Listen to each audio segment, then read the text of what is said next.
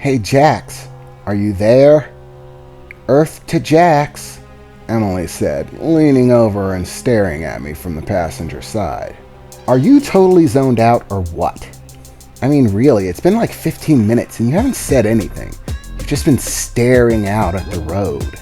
I mean, you're not always talkative, but this is ridiculous. Sorry, Emily, I'm just a little bit lost in thought, that's all, I replied, trying to keep my focus on the road. I can't believe that boss of yours actually thinking I was dating you. I mean, really. Look at me, Emily said, sitting up tall and gesturing at her frame. Wow, Emily, thanks for making me sound like chopped liver. I mean, I'm pretty good looking. I think girls like me. I might be a little bit broke for their taste, but I'm not bad looking. I could totally get a girl. Yes, even one that looks like you, little Miss High and Mighty. Why don't you try hopping off that pedestal, I said, cocking a bit of a grin. Oh, I see. That old man might have been right about something after all, huh? Emily said, beginning to lean in my direction. You're all sweet on me, aren't you? Huh, Jax, she said, leaning in and pressing her chest out a bit. No, I am not sweet on you, Emily. Quite frankly, you bother the hell out of me. If you weren't my best friend, I probably wouldn't talk to you. Oh, you're gonna hurt my feelings, Emily replied. Does that mean you don't think I'm pretty? She said, getting even closer, grabbing a hold of my arm and pressing her chest into it. Oh, didn't you know, stupid boy? I've loved you since the beginning. Take me in your arms, and our love shall be undying. Come, let us embrace, Emily said, reaching across the cab and beginning to grasp onto me heavily, reaching around and hugging me tightly. Don't you want to smooch? Oh, tell me you love me, Emily said, pawing at me frantically. Hey, I'm trying to drive here. Would you cut the crap? I replied, having just about enough of that.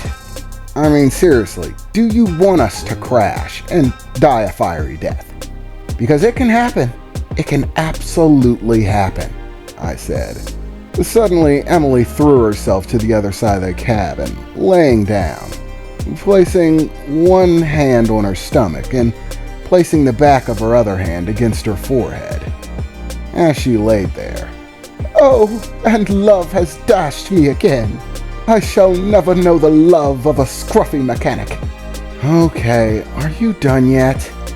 And I am not scruffy, I replied. I mean, seriously, look at me. Do I not look well shaven? Not scruffy. Not at all. A bit dust covered, perhaps, but scruffy? Come on. Oh, come on, Jax. It's just good fun.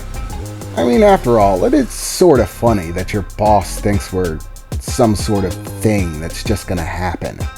Just because I hang out with you doesn't mean we're destined to be together. I mean, it's a ridiculous concept. Why can't a guy and a girl just be friends? Without everybody looking way too deep into it. Just waiting for us to fall madly in love or something. Run away to some sandy beach. Or some windswept mountain like in one of your books. It's ridiculous. Yeah, I think that's just how romance books are written, Emily. Everything kind of has to be overdramatic in order to sell. Or at least that's the impression I get from reading through all those old pre-war books. At this point, I'm kind of surprised that you haven't read your way through the entire library, Emily replied. I mean, seriously, you've been at it for years. How many books can there even be left? Actually, I replied to Emily, I've long since finished reading all of the books in the inventory. In fact, it's my second round through. Now I can skip over most of the garbage and just read the ones that I actually liked. Are you freaking kidding me? Emily replied, shocked. I mean, I was just kidding.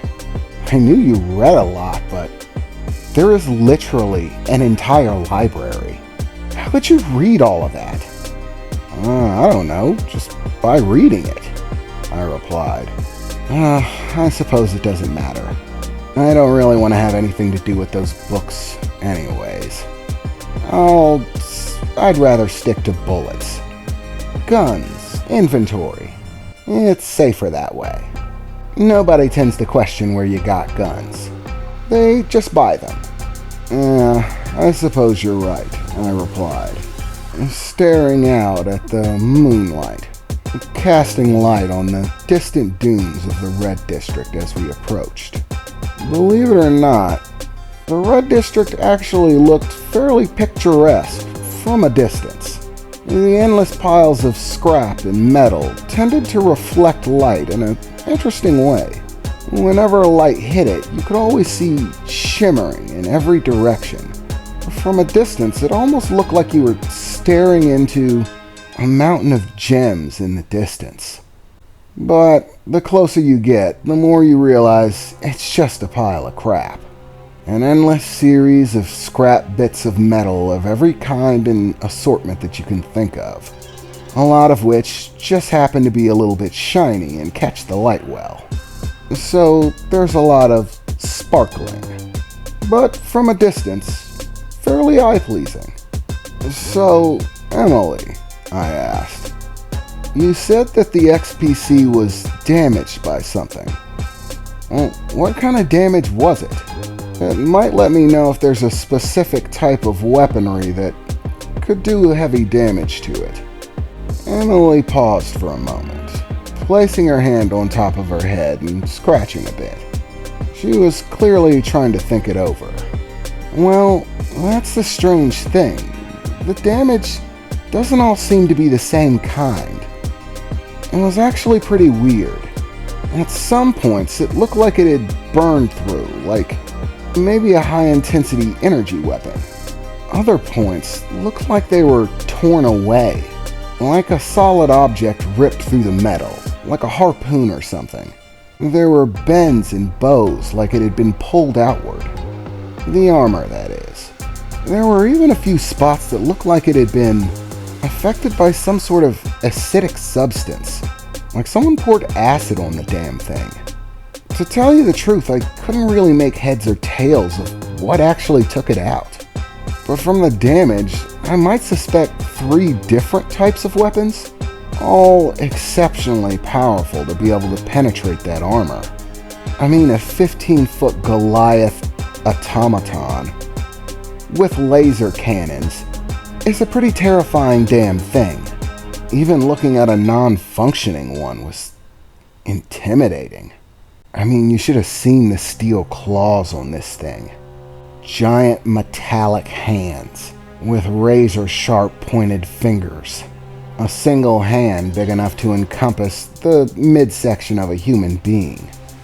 And just crush the life out of it. It's not a pleasant thing to imagine. That's the best I could really make of it. I didn't want to spend too much time looking it over. I had a timeline. Remember, we have to get to it before anybody notices it's there. If one of the gangs in the region finds it, then we could be in for a substantial amount of trouble. But it's in a fairly secluded spot, and there aren't any gangs nearby, so we just have to hope that their scavenging scouts didn't come across it. The vehicle I used to get out there is fairly nondescript and doesn't make a lot of noise, so I doubt that anyone spotted me. I especially tried to keep out of sight, make sure that no one was nearby. That way nobody would be able to track me to or from the stash. And man, was there some good stuff in there. I'm thinking about adding quite a few of the things in there to my own personal collection. There's definitely some armor in there that I could have refitted. Lightweight, effective. All I need to do is change the color and it should work just fine. After all, I have an image to maintain. Looking like a badass will probably help dissuade unfriendly negotiations. And the added protection isn't going to hurt either.